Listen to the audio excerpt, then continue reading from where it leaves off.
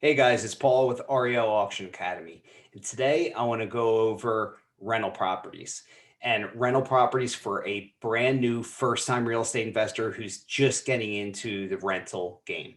Okay, so before we get into this here, make sure you click on the subscribe button so you can get our videos whenever they come out. We're doing at least 2 a week here. And if you like this video, definitely give us a thumbs up. That'll definitely help with the algorithm here on YouTube. Okay, so let's dive right into it here.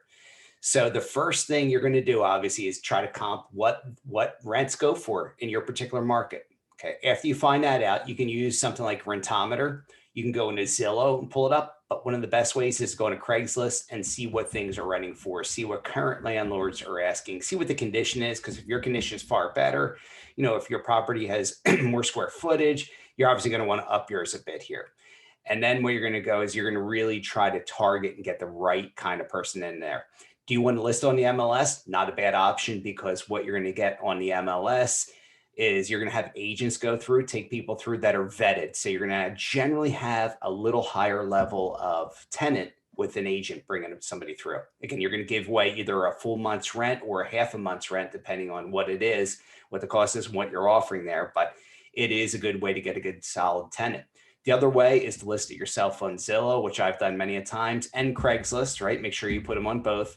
In Zillow, I generally find that I'm getting a little better, higher quality tenant. And I've been getting a lot of millennials lately in mine, which has been great. They've been very good payers. They want to be mobile. They don't want to own right now, a lot of them. So especially the younger ones in their 20s. So they're looking to stay mobile.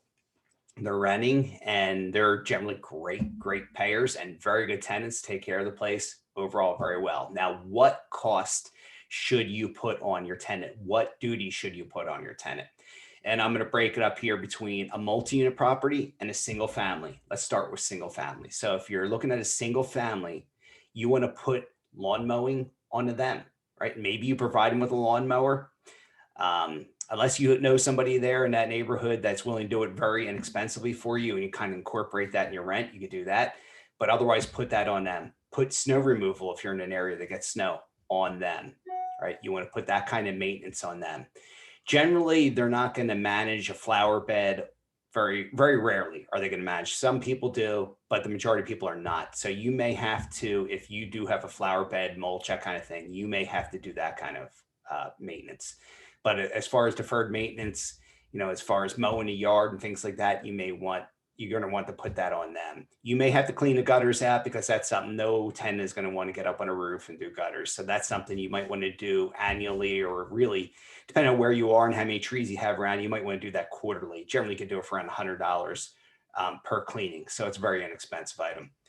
Water, sewer, put that on them. If you can find out what your average charges are per month, what I do is I do a rent, and I let them know what the average cost is per month for water, sewer, and trash, because some boroughs or townships do water, sewer, and trash kind of all in one billing cycle if they do that.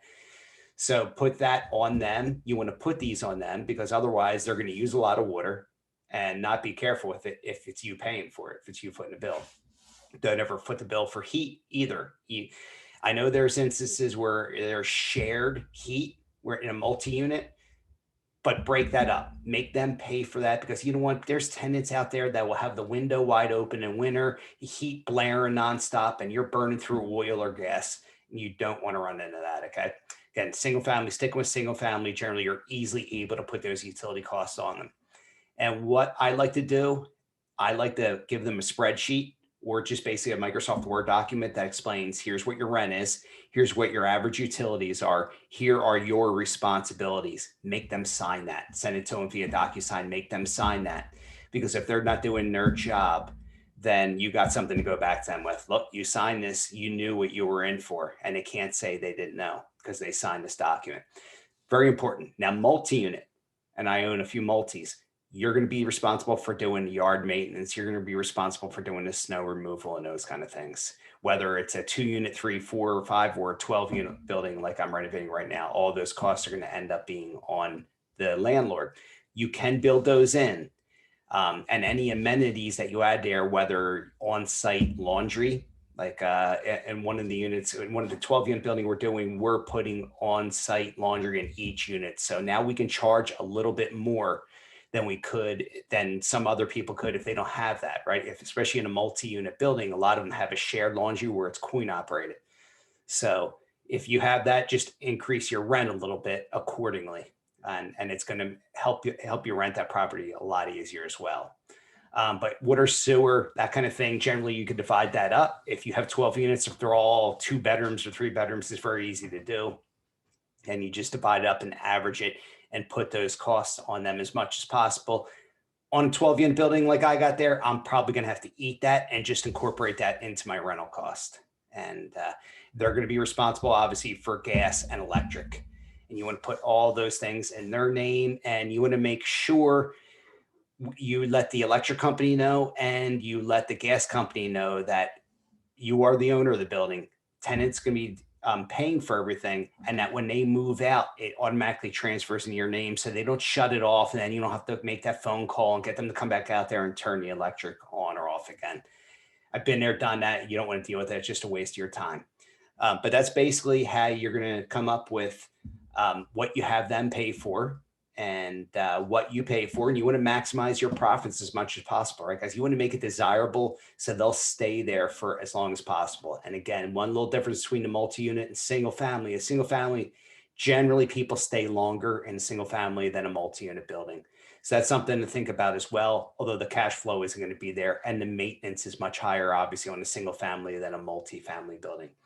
Both are great. Both are great long-term buy and holds. I hope you guys got a lot out of this. If so, make sure you smash the like button, and we will catch you on the next episode.